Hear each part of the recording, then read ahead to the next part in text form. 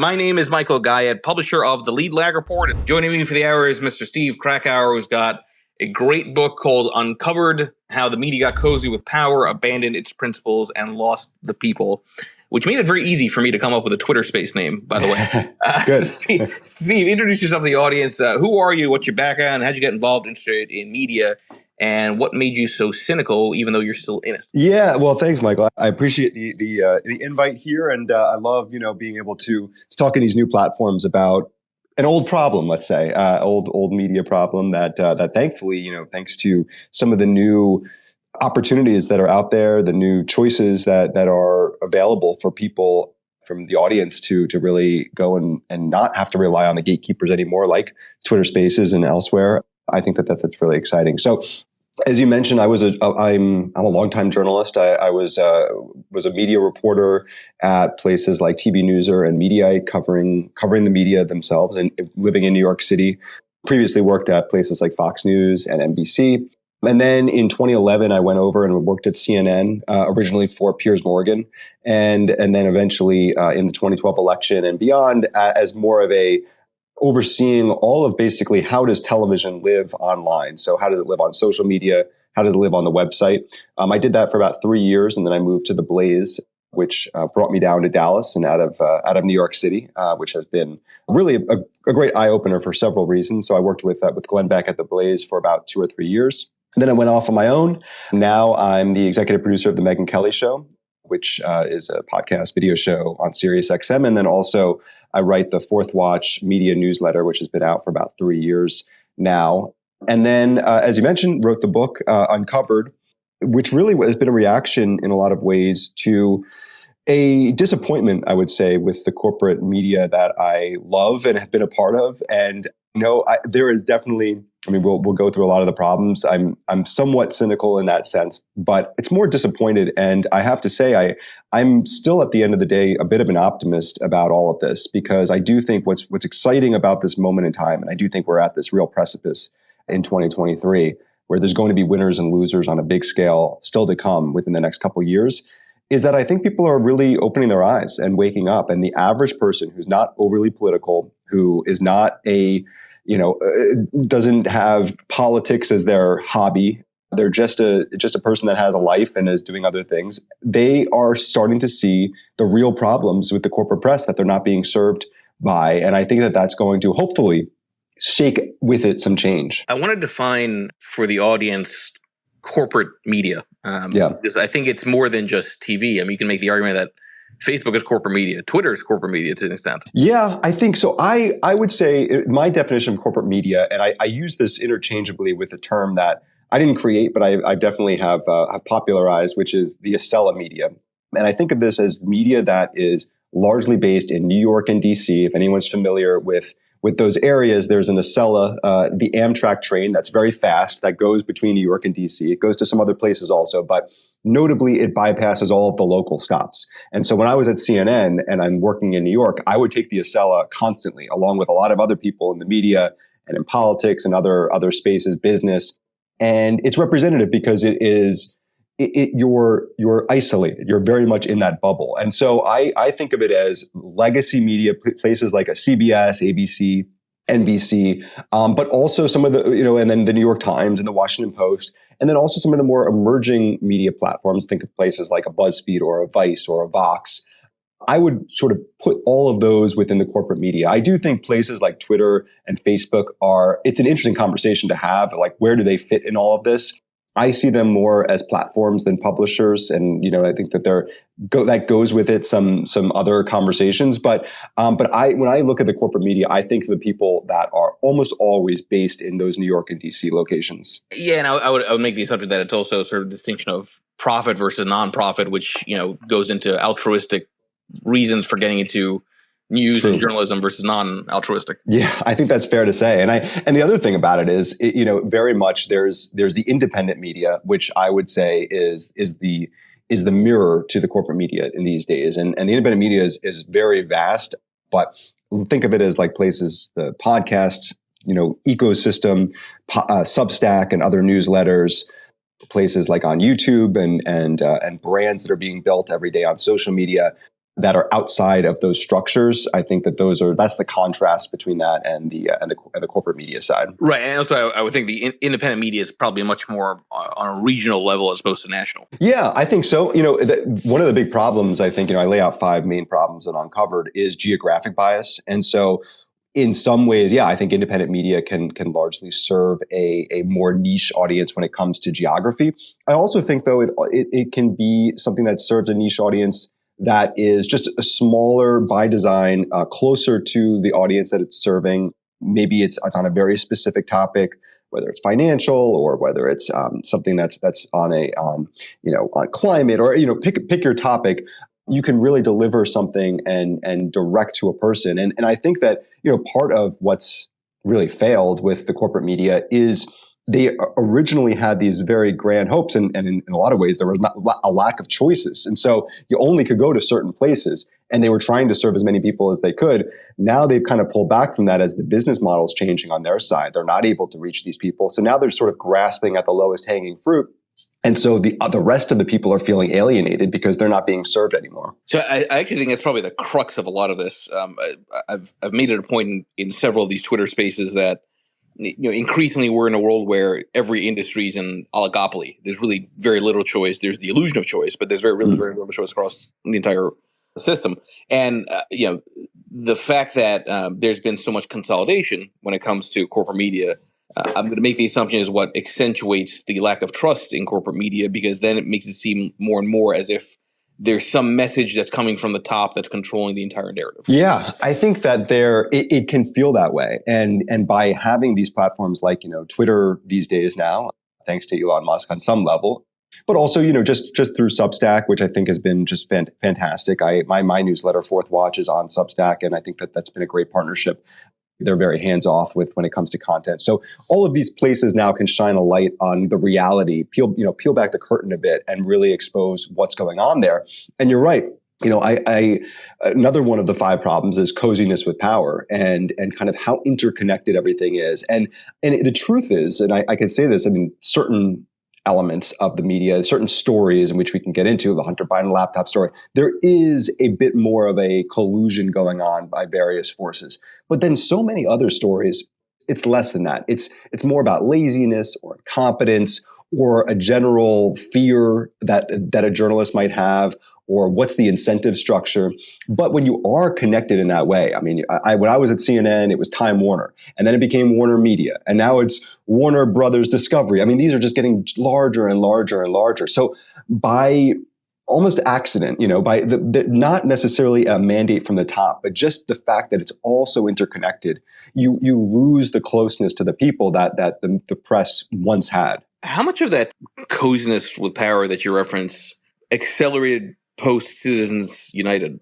And I'm referencing that purposely, right? Because the moment you allow corporations to basically have the power to spend unlimited amounts of funds effectively on political candidates, suddenly the media now has a financial incentive to put out a certain narrative. It's interesting. I've tried to, when I wrote Uncovered, think about where did this start?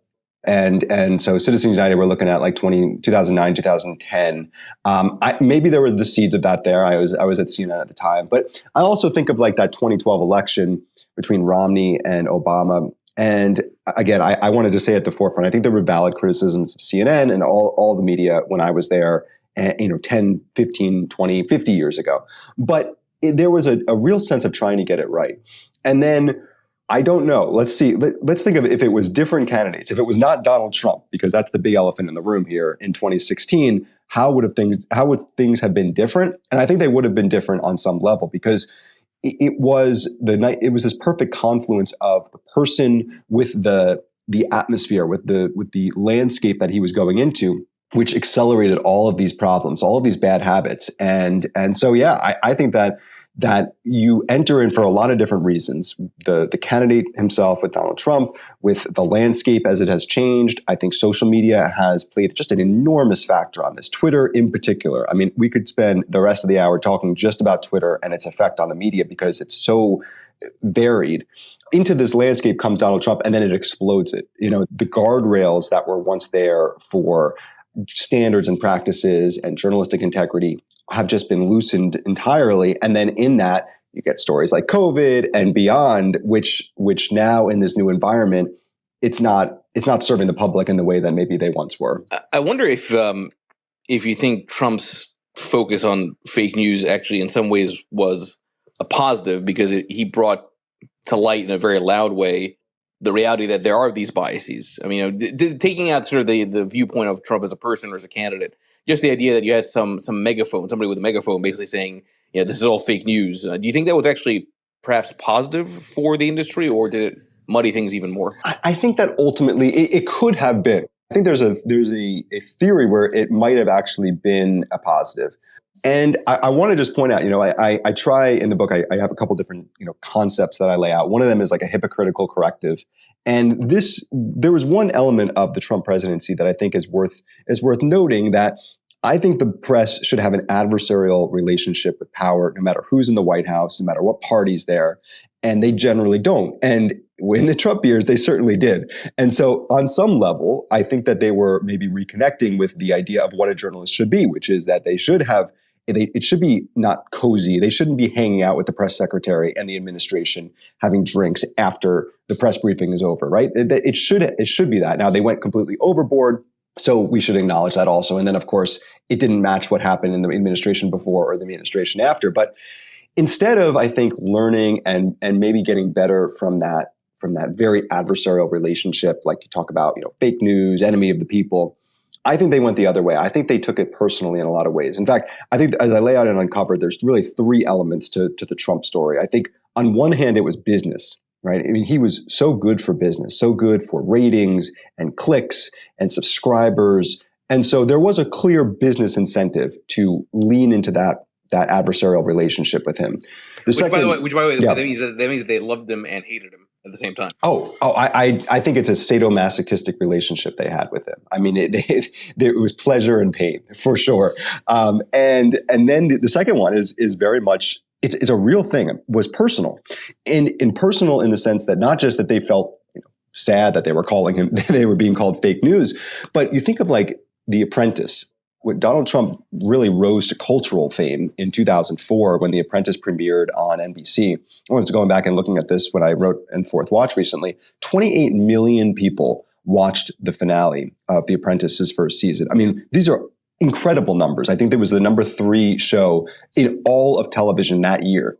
And what was The Apprentice? Well, it was NBC's hit show. It was the first hit show that NBC president Jeff Zucker had at that network. And of course, as people probably who are listening to this know, Jeff Zucker then went on to run CNN.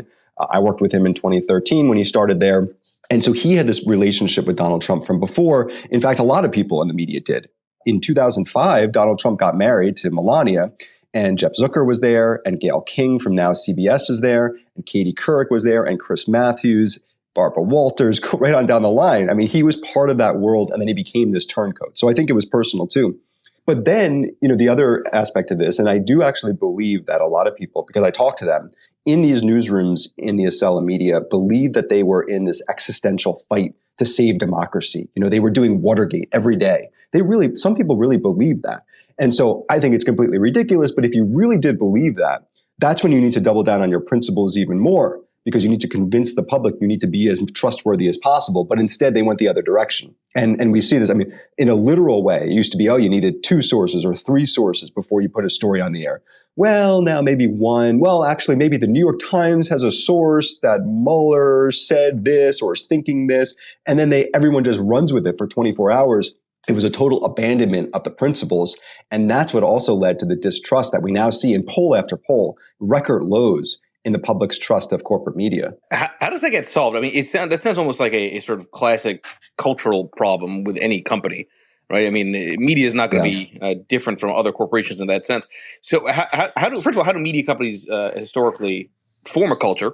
And then how do they enforce a culture, especially when presumably, there's going to be a lot of people that do things remotely that are, you can't necessarily fact check every single thing that some journalist might argue is being said. How do you even get a culture going? It's more challenging every day, and it's social media. Again, I think Twitter. We'll get into Twitter a little bit because I think that plays a factor into this. But then COVID, as you mentioned, the fact that I think there's been pros and cons to COVID when it comes to the media and what comes out of it. But certainly one of the negatives has been that it's harder to build a culture. I think it's like any company, frankly, at this point, where everyone is mostly connected by Zoom meetings and Slack and not seeing that person every single day. In the book, in Uncovered, I write in chapter 10 about the Tom Cotton op-ed fiasco that happened at the New York Times. And if anyone's not familiar with this, let me just kind of give the parameters of it, because it's important to understand the context of it. So in June of 2020, COVID is really at the height. We've got people locked down, especially in New York and DC, where most of the New York Times staffers are. They're in their apartments, they're not going outside, they're scared of COVID. And then George Floyd happens. And then the social justice protests that can then lead to the offshoot riots. That's the context of then Tom Cotton, a United States senator, publishes an op-ed in the New York Times. It actually was his third op-ed that he had published in the New York Times over the span of several years, saying that basically the military should get involved in stopping these dangerous riots that are the offshoots of the protests. It was a nuanced column, although it had kind of the headline was a little bit provocative. It was "Send in the troops." And it caused this massive uproar. And I talk in the book to one of the staffers who was an opinion staffer at the time, who's now at New York Magazine, on the record, told me for the first time some of what was happening in these meetings. And he was describing that there were staffers that were essentially crying on these Zoom meetings that they had, saying, my friends won't talk to me anymore because I work for this horrible newspaper that would publish this column. And then, as we've learned, this played out publicly. And so what happened was you had a group of people, mostly lower level staffers at the New York Times, in conjunction with activists on the outside, that started tweeting out, publishing this column puts the lives of Black New York Times staffers in danger. And it was that implication that it was this dangerous column being published that was then going to, I guess, publishing words was dangerous now. And so then it got real change. The executives, the opinion editor was fired and pushed out. And it's a good lesson for it, because it shows that maybe if we didn't have COVID, maybe if everyone was in the newsroom together, there could be a little sense of, let's talk this out. Let's really look. Let's understand what journalism is for a minute here. But that of course didn't happen. Instead, everyone's disconnected. And so, on a positive scale, I would say that one of the big blind spots that the media has is that they are in the bubble in New York and DC. And so through COVID, through work from home, which we are seeing more in the media space, people can be in their locations where they live and stay there and be part of the culture that they grew up in or that they want to be in. That's a potential positive. But I think it's very hard to assert big changes now in a newsroom that's so disconnected, and that frankly has Twitter, that you can build an audience, build a brand yourself, become an influencer, if you will, on a small scale, and be in part of a newsroom where you no longer feel as much affinity to the place where you work. Even a place like the New York Times or NBC News, think of yourself as a free agent in a lot of ways. You're on your own, building your own brand. You don't need those bosses, and that's a real problem for the bosses that are trying to assert some level of control. Now, of course, that has its own downsides, of course, right? So I'm. Like I've made it a point many times on these Twitter spaces, I see hundreds of people on them listening to some anonymous account, and you don't know the credibility of the anonymous account. You don't know if they have hidden agendas and incentives. So while certainly it's positive to have formats like Twitter for people to counter some of that national narrative that the media puts out, the corporate media. There's that downside, which is you don't even know if what's being said is real to begin with. Maybe there's some more credibility when it comes to the NBCs of the world, the CNNs of the world, because there's some accountability. You don't really have that when it's some anonymous brand on a social media platform. Right. I think that's a huge problem for media more broadly. I think you're right. There's positives and negatives to everything. I mean, I think that's part of the reason that I went instead of writing a blog post about this. I think that there are real issues with the way that people that are. Well, I think, let me just say that I think it's two things, right? So on one level, yes, there are people that are not credible that can accrue an audience and can appear credible and can be spreading things that are not true. And so I do think that that is an actual problem. But then I think the other factor to this is that in response to that reality, you get the pendulum swinging the other way, where the corporate media, where the gatekeepers, in conjunction with the social media censors and with, in some cases, as we've seen with the Twitter files, places like the FBI are so overly concerned about misinformation and disinformation that everything just gets swept up as potential misinformation. And under the guise of stopping speech that's not true from being out there, they just would rather just sweep everything up and say, oh no, you need to rely on us. Let's get less information out into the ecosystem than more. And that then leads to even more problems, because then people distrust the people that are saying, well, we need to clamp down on this. And we see this with COVID in story after story. I mean, with the lab leak theory, with lockdowns, the consensus opinion ended up being essentially wrong. And so because of that, the people that were on the other end, who were essentially being censored and being told that they were spreading misinformation, are then now empowered to say, well, look what happened. They got it wrong. Yeah, and I'll tell you, so I've been seeing obviously a lot of the Twitter files, on the periphery, and it is wild to see the extent to which there was so much government interference and tech censorship. Do you get a sense that this is, and I think I know your answer, do you get a sense that this was something unique to Twitter, or is this something that's across the board? No, I think it's across the board for sure. I mean, we got to see the Twitter files really thanks to the person who ended up taking over Twitter. I think if Elon Musk took over Facebook or Instagram or LinkedIn, go right on down the line, I think we would see the same sort of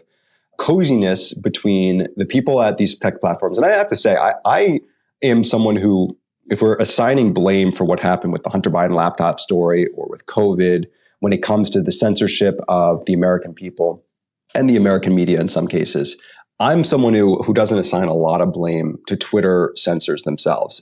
I think they were getting incoming, frankly, from two places. They were getting it from the government. They were getting it from the FBI and from campaigns. And it should be noted, as we saw with the Twitter files, they were getting it from the Biden campaign, but also from the Trump campaign. So they were getting it from all over. And when you have these guys in the black suits that come and meet you and say, hey, be careful of this disinformation, you don't want to be the one responsible for spreading this. They're put in a very tough spot.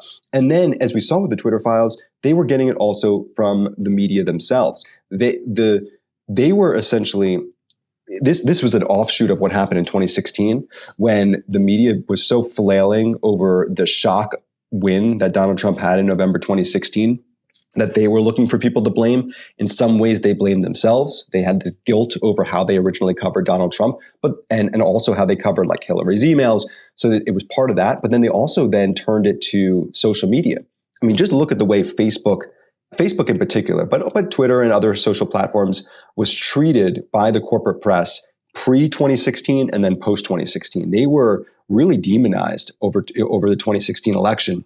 And so I think the way that the media treated the social media platforms was so ridiculous and so over the top that they had this, these scars of 2016. And as they went into 2020, as we saw with the Twitter files, they were very quick on that trigger finger to censor and not be caught in you're responsible for Donald Trump winning again territory. The whole thing is absolutely wild. Let me reset the room for everybody that's here. First of all, please make sure everybody you follow Steve Krakauer and check out his book Uncovered on Amazon. And again, this will be on all your favorite platforms. Where are the shareholders of Twitter in all this? So this is always what's kind of interesting to me, is that all this stuff is coming out. Clearly, you could see that this stuff was happening over the last, decade or so, but shareholders didn't seem to really care at all, and they should be caring about this kind of stuff. Any thought to sort of the investor response to censorship? I think that we're still Twitter was essentially, invented in 2008. We're not talking about a very long amount of time. When I walked in the building at CNN in 2010. We were on Twitter, but there was not a sense of how can Twitter become part of our media environment. I talked to Rick Sanchez. If anyone's an older CNN viewer, you remember Rick Sanchez, who was really the first to pioneer using Twitter and other social media platforms on television, and then using it as offline conversation or off television conversation on Twitter. And this was in 2008, 2009. It's not that long ago that this was happening. And so I think that still in 2023, we are in a bit of the Wild West of where this all shakes out when it comes to Twitter, when it comes to Facebook and then emerging platforms. Look, TikTok, I mean, that's obviously a very hot conversation right now about how this all shakes out, what's right and what's not. Even how independent media or legacy media uses these in their, should they be using it? Should they be using it more or less? I think it's very much the Wild West. And so I think in the moment and in the moment of 2020 or even today, and I do think that the anti-speech activism that we've seen in the press, that we've seen among social media platforms has gotten worse since Trump left. So I think we're really in the thick of it right now. I think that there's just panic. And so the shareholders are not thinking long term. They're not thinking really critically about what is this platform and how should we be using it? What's the responsible way of using it? Those are the conversations that are maybe happening right now, but there are certainly no wider conversation that there's no consensus that has emerged about this. And so I think that in the rush to just be fearful of spreading misinformation and disinformation, we are still, and I think blame COVID for this, like you can with a lot of other things. Let's censor now and figure it out later. I think that's the thought process of the executives, the top investors, a lot of these companies, the media executives that we see in the C-suites. It's do this now, we'll figure it out later. I think that's still kind of the environment that we're in. Right, and I think it also goes back to blame algos. And I recall hearing, I think, a story that you had mentioned of someone that put some news piece out on Facebook, got taken down, kept on putting back up. I forget the exact story there, but if you can explain that to the audience, that'd be great. Yeah, this was great. So this Josh Rogan, who was a Washington Post columnist, who is really one of the best, I think, in the corporate media at the reporting and being, fearless in his reporting. I talked to him in the book, and he relayed the story, so he wrote a book about China, which is a great read. That he wrote this in 2020, I believe, and so it ended up being, it was about China, but it ended up being also about COVID, and because it just of the timing was very fortuitous for him. And so in his book, which I'm trying to just get the name of it so I can, Chaos Under Heaven was the name of it. When the book came out, he published an excerpt in Politico, and it was about the lab, essentially about the lab leak, about these Wuhan cables that were relaying the bad conditions in the Wuhan lab. And he writes this story in 2020, and he publishes it in Politico, and he puts it on Facebook. And then he finds that Facebook took it down. They suspended it as potential misinformation. And he reached out. He has sources at Facebook and he has friends at Facebook. And so he reached out to them and said, "Hey, what's going on? This is," and they put it back up. And then they took it down again. And then they put it back up. And he had this back and forth. And he tells me in Uncovered that it was this real light bulb moment for him, and saying, "Look, I'm a mainstream journalist. I've never had the experience of being censored before by a social platform. And so I also, by being this mainstream journalist, have the mechanisms to really not just write a little, I'm going to appeal this, and then it just goes into the ether, but to actually talk to people at Facebook and get these things reversed. But if I'm not me, if I'm just the average citizen, I don't have these tools. And so I am now under the thumb of the censors much more so, and in a way that I didn't necessarily see before, because this is actual real reporting. This is actual truthful reporting that's being censored." And it was an eye-opening moment for him. And I think COVID was for so many people because of the way it all turned out.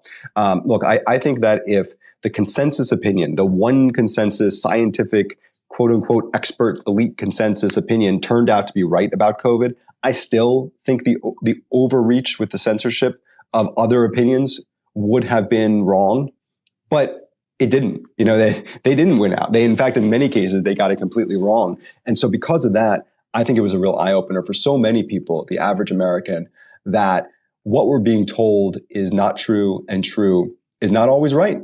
And it's not nefarious necessarily that we're being told things. It's maybe just a mistake. But in that mistake, we should learn to be a lot more open-minded about a lot more opinions than we are and we were in that moment. Yeah, and I think you hit on exactly the point. It doesn't have to be intentional. If an algorithm is removing content, it's because it's identifying something within a margin of error. right? Right. That is problematic. And this is where the other extreme also becomes problematic, because people then say, well, then it's a conspiracy. They're trying to purposely remove all this content. It may simply be that it's framed in a way that trips up the algo to cause the removal. And then that also creates even more frustration, distrust, when it's just sort of a part of doing business, in fairness to a media company. Yeah, I think that's so much of it. And frankly, it's a crux in a lot of ways also, right? These social media companies can lean on the algorithm and can say, oh, we're just being extra cautious with it.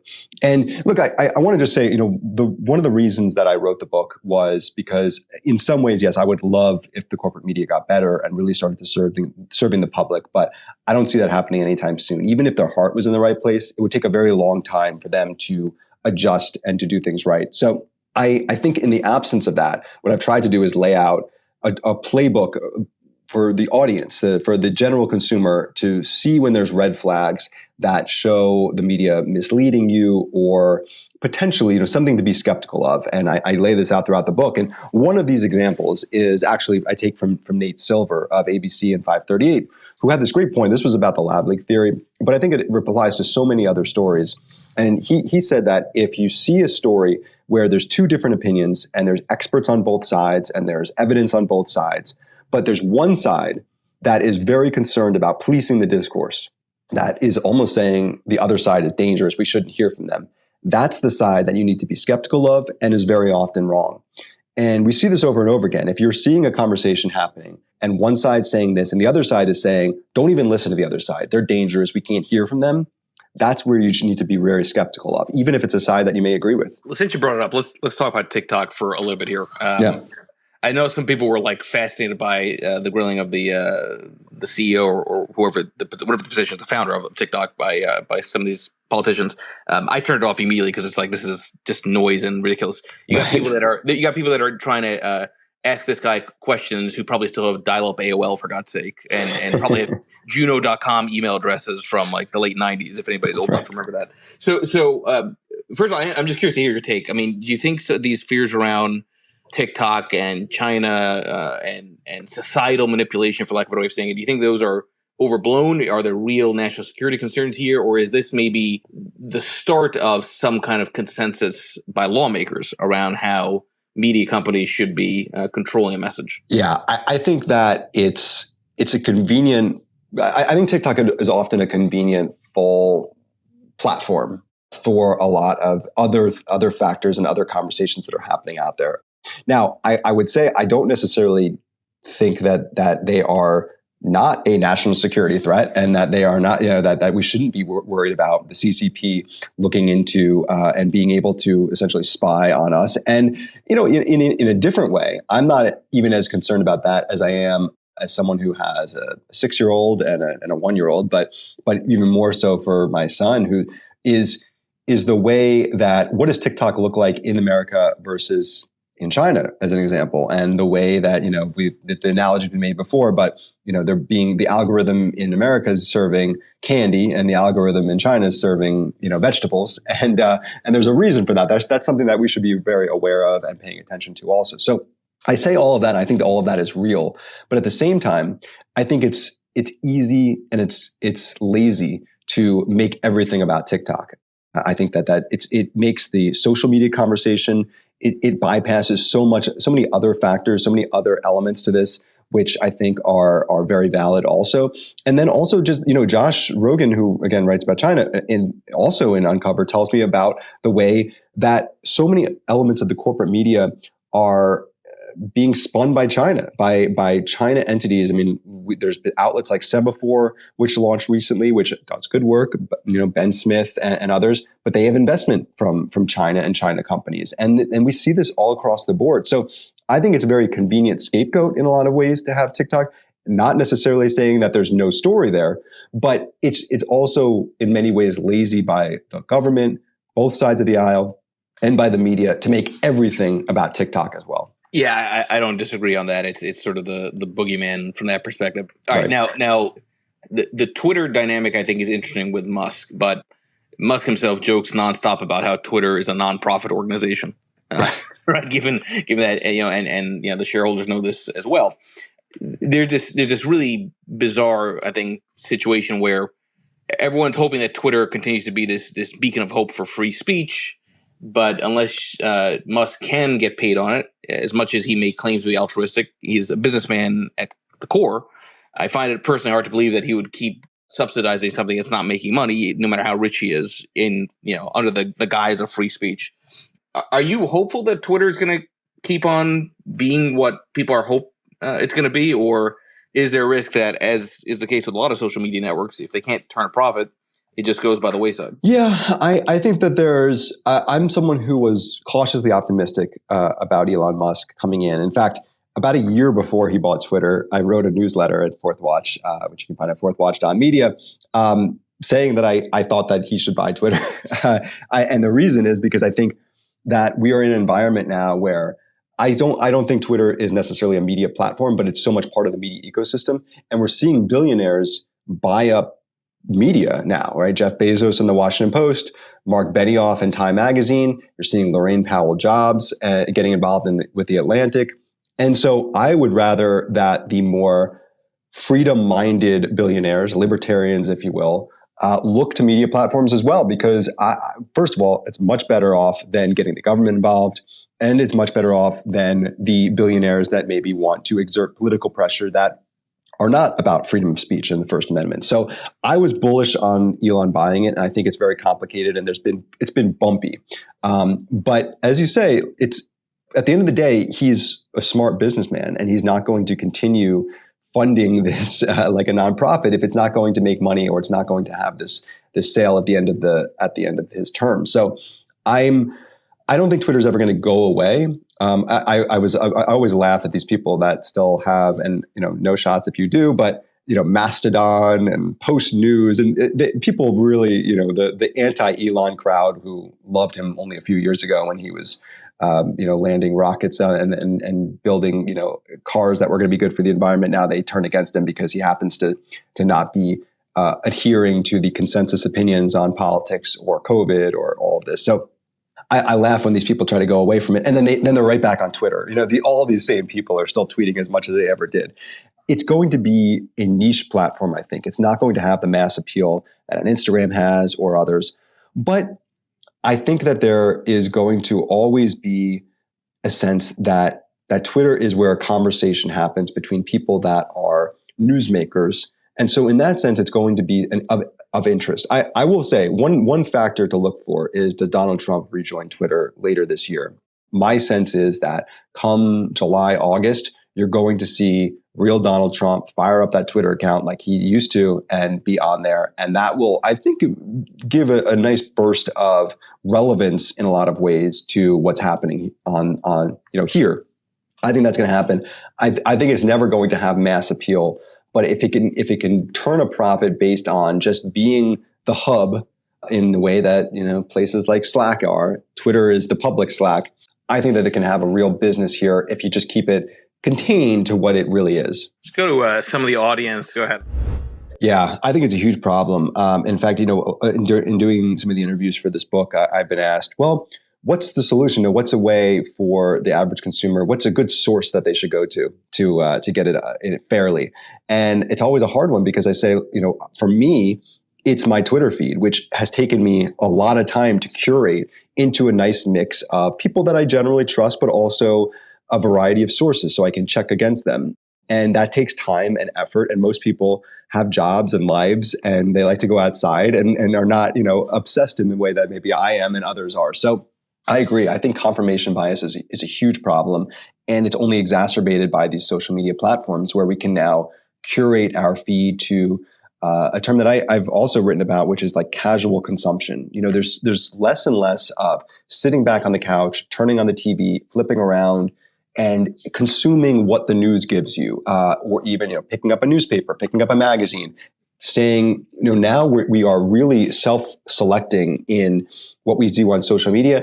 I get a series of emails every day from a variety of places like Substack and the writers there. But now I'm very much contained to what is this person thinking today, and getting that and taking that away. And then we think of let's get even more meta, the incentive structure of that person has a subscription business model that if they start to do things and write things and say things that are turning off their audience, then they're going to lose subscribers. And so they can't do that either, right? They need to essentially feed the beast and give their audience what they want. And so I think it's a problem in that sense, but I do think that for the average person who wants to step outside of the bubble and to get a variety of sources, there are a couple avenues to do it. I think that you've got to be smart about how you select in your social media platforms and your diet.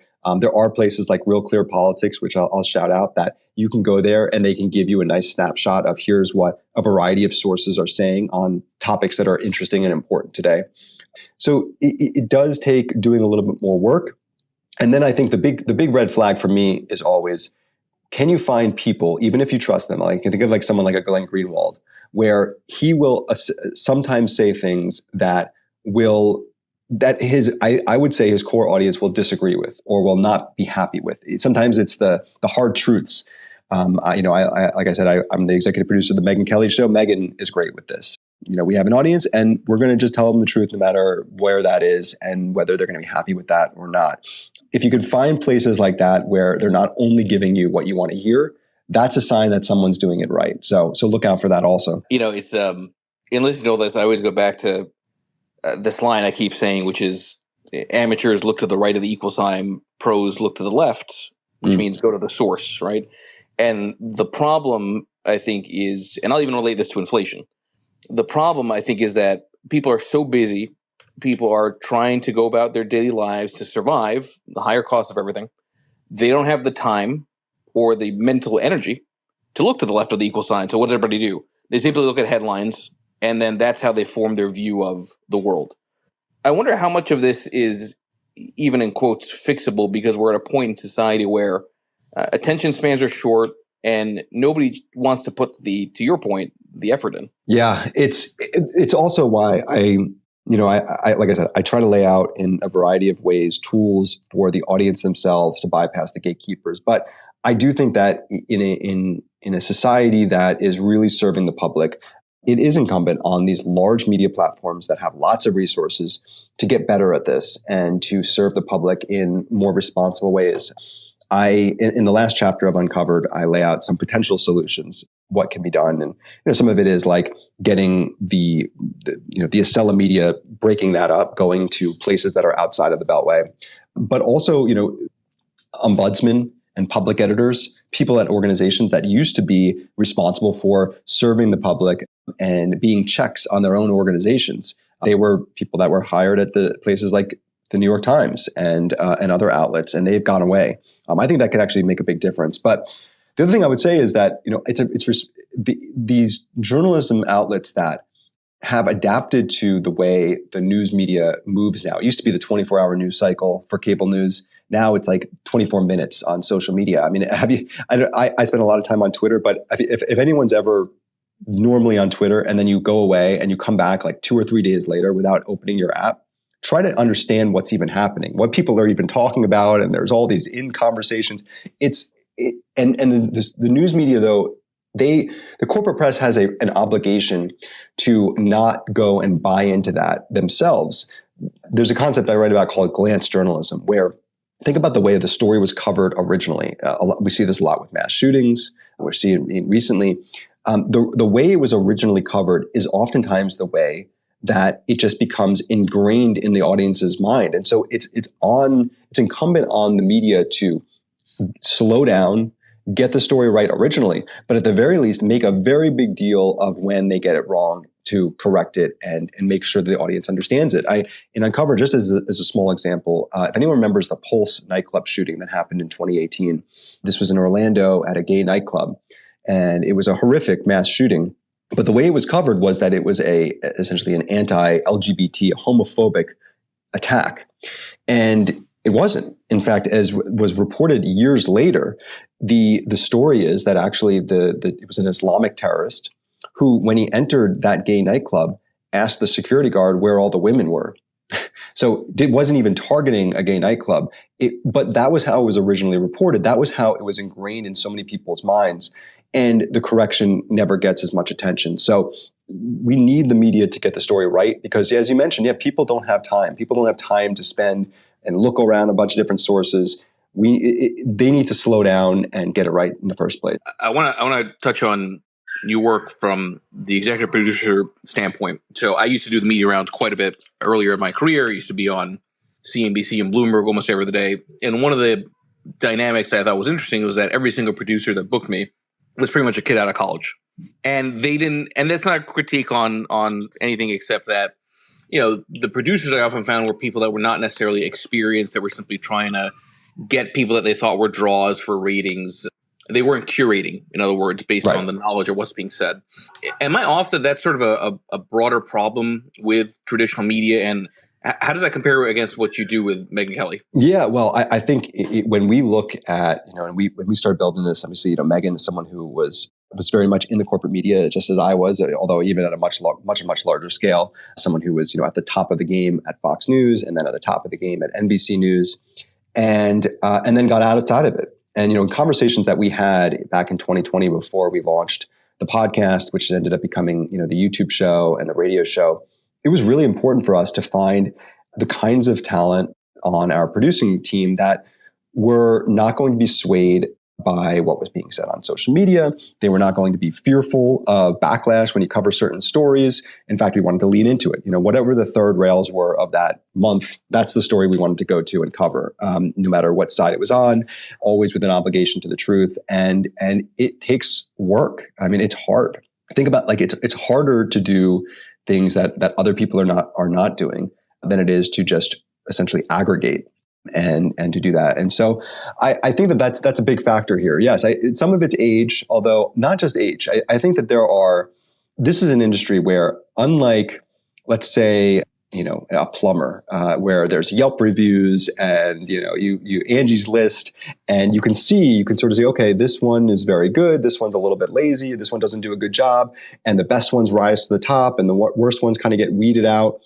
That is how many industries work, but the media industry is not that way at all. In fact, it's almost the opposite. A lot of times, the worst journalists are the ones that are rewarded the most because they're good at other things. Maybe they're good at building a brand on social media. Maybe they're good at playing inside the system, and there's no real public way for accountability. And so you have to be very aware of that. And then also, again, this goes back to what can the press do to get better? They've got to get more curious. They've got to get more intellectually honest and intellectually curious, and allow for people to get in there who want to not just do what the easiest way out is or the laziest way, but to really, try to dig in and understand and serve the audience in new ways. I think that's a good place to wrap this Twitter space. Now, everybody, please make sure you follow Steve Krakauer. Check out Uncovered on Amazon. Any other ways that people can find you or reach out to you aside from Twitter? Yeah, absolutely. So if you go to fourthwatch.media, that's FOURTH watch.media. That's my newsletter. I write every week there. Very similar themes to what's going on there. And you can also find a way to reach me, my email address as well at that location. Thank you, everybody, for joining us.